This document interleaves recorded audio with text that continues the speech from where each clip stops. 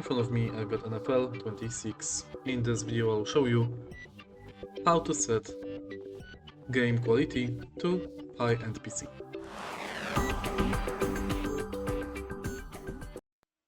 In the beginning, let's go to settings of the game and go to graphics. Firstly, let's start with screen resolution. Set the resolution to highest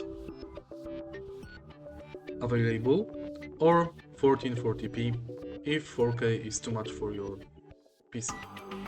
Next, select full screen or borderless window, it doesn't matter in this case, and unlock FPS. Next, you can enable VSync to prevent screen tearing and select auto detect for HDR. In rendering quality, select Ultra and also make sure that Ambient Occlusion method is set as ray tracing for best graphic experience.